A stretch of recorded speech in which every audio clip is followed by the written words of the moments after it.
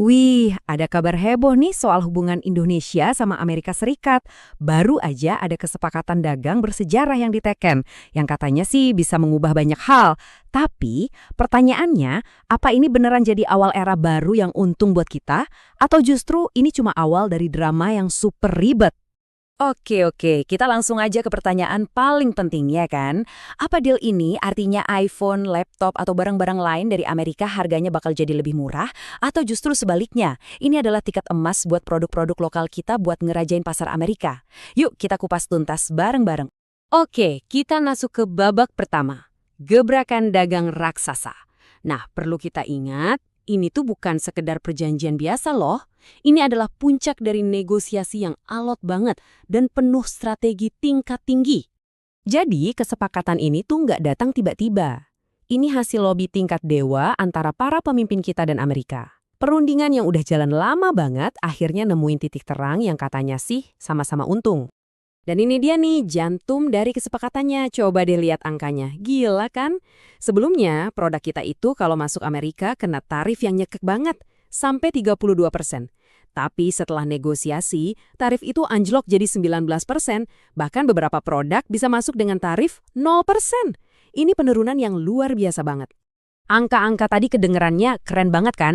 Tapi sekarang kita ke pertanyaan yang paling penting. Untungnya buat kita-kita ini apa? Buat pengusaha lokal, buat ekonomi Indonesia secara keseluruhan, apa dampaknya?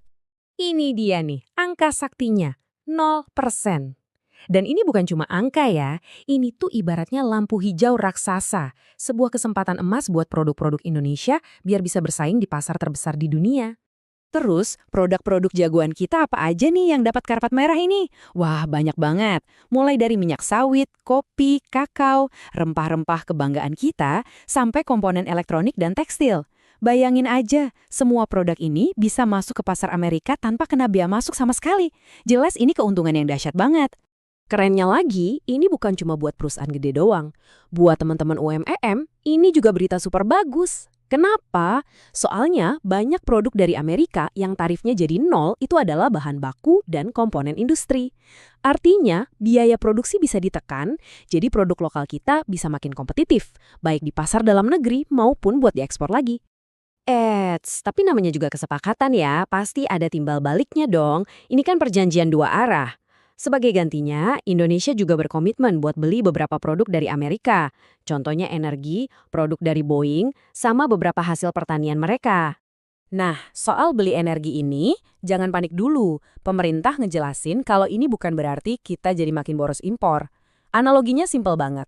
Kita tuh nggak nambah uang jajan, kita cuma pindah warung aja belanjanya. Dari yang biasanya di warung A, sekarang sebagian belanjanya di warung Amerika.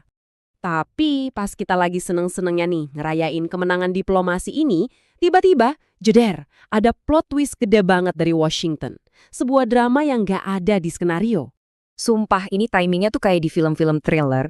Pas banget di hari yang sama saat perjanjian bersejarah ini diteken, sebuah keputusan pengadilan di sana mengguncang Washington dan berpotensi mengubah segalanya. Jadi gini, Mahkamah Agung Amerika Serikat tiba-tiba ngeluarin putusan yang bikin kaget semua orang.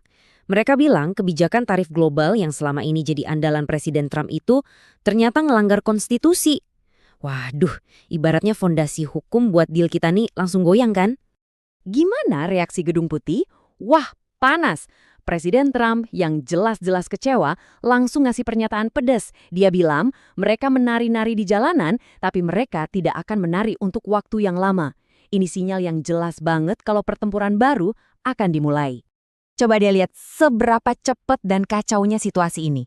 Hari H kita tanda tangan kesepakatan. Besoknya Mahkamah Agung batalin kebijakan tarif Trump. Lusanya Trump malah ngancem balik mau nerapin tarif baru buat semua barang yang masuk ke Amerika. Bener-bener kayak naik roller coaster. Nah, dengan semua drama serumit ini, pertanyaan kita semua sama. Terus, gimana nasib deal yang udah kita perjuangin setengah mati ini? Apa semuanya jadi sia-sia? Di sinilah posisinya jadi saling berhadapan. Di satu sisi, Indonesia lewat Menko Perekonomiannya bilang, perjanjian ini kan antar dua negara, harusnya tetap jalan dong. Tapi di sisi lain, Amerika kayak ngasih kode. Sorry ya, situasi politik di rumah kami lagi berubah nih.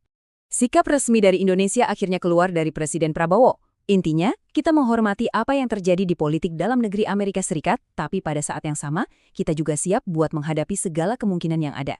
Nah, sekarang giliran kalian. Setelah dengar semua ceritanya, dari deal raksasa sampai drama plot twistnya, menurut kamu gimana? Deal ini bakal tetap lanjut dan beneran nguntungin Indonesia, atau malah jadi drama sinetron yang gak ada habisnya? Gue pengen banget denger pendapat kalian. Langsung aja tulis di kolom komen di bawah ya.